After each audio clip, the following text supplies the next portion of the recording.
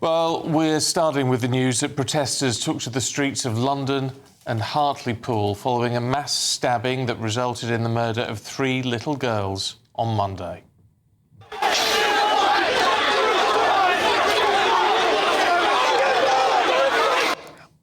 Well, angry crowds threw flares and bottles at the gates of Downing Street, with some chanting "Rule Britannia" and "We want our country back." Well, according to reports, more than 100 people have been arrested following the riots in the capital, and the mother of one of the victims has condemned the violence and urged people to stop. Well, this all comes as a 17-year-old male has been charged with 3 counts of murder and the attempted murder of 10 others. Let's talk to our Home and Security editor, Mark White, who's here in the studio with us this morning.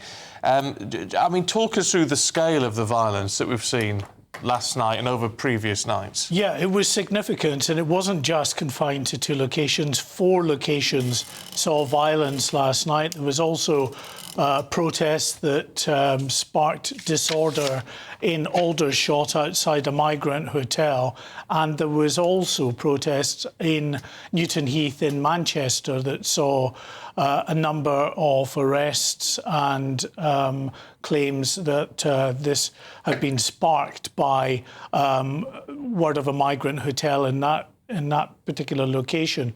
So it's clear, I think, that there is great concern amongst the government and amongst the police about the potential for this really to spark further protests across the country, that we might be looking at a summer of disorder.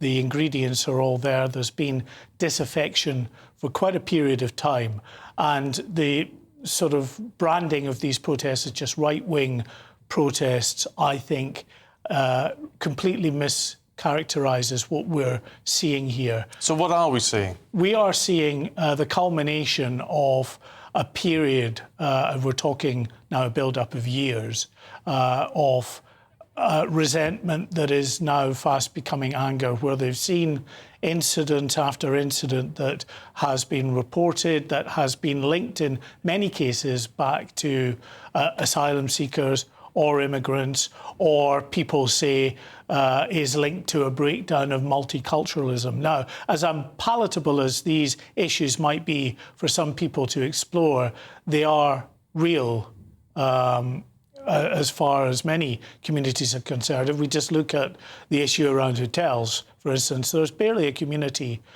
in the country that hasn't seen a hotel in their local area taken over for use by asylum seekers, and no one has any say in that being done, that requisition by the Home Office. Now, Labour have said they are going to end the use of asylum seeker hotels.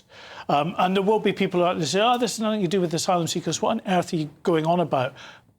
But it is in the minds of these people that are going to the streets under the slogan of enough is enough. It's all of these issues that have been building up over a period of time, regardless of what the rights and wrongs of the claims around Southport might be. You know, that has sparked a real wave of unrest that's been linked and fed by so much of these other issues.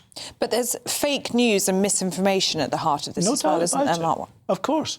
Yeah, I mean, I absolutely will say that, you know, with regard to Southport, the claims that were out there, put out by a social media account, claiming that the suspect was an asylum seeker who'd come over on a boat the previous year, had been on an MI6 watch list, even though MI6 don't do terror watch lists, that's MI5, put out a name that was not the right name. That is completely false, and that is, of course, only fed the resentment and the anger. But it would be very naive to think that it's only been driven by this fake account of whatever that's putting out this false information. This is there, it's real, it has been boiling or simmering away for quite a period of time of these issues. And it doesn't take much now, I think, for that real visceral anger to start manifesting itself in this kind of unrest. And with these protests, finally, just on this point,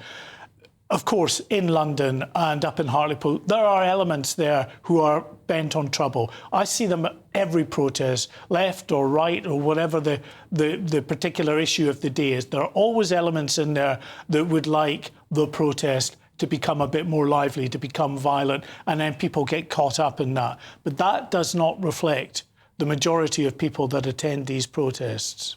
OK, Mark, thanks very much indeed. Let's head to Liverpool Magistrates Court and Charlie Peters, who's there for us. What are the timings of events today, Charlie? Well, in the next hour, we are expecting the 17-year-old charged last night to appear at this court to receive those charges. And they are 3 for murder and 10 for attempted murder and another for possession of a bladed weapon. Those 3 murders are for BB King, aged 6, Elsie, aged 7, and Alice Agua, aged 9, killed in a mass stabbing attack on Monday morning, which was declared swiftly as a major incident by Merseyside police. Significant police resources have been poured into that investigation, and the Chief Constable told us last night in a press conference at midnight that this is still a live investigation being supported by counter-terrorism officers from the Northwest. That live investigation ongoing as they warned against any speculation, as we expect a 17-year-old boy who cannot be named for legal reasons to face charges here in central Liverpool in the next hour.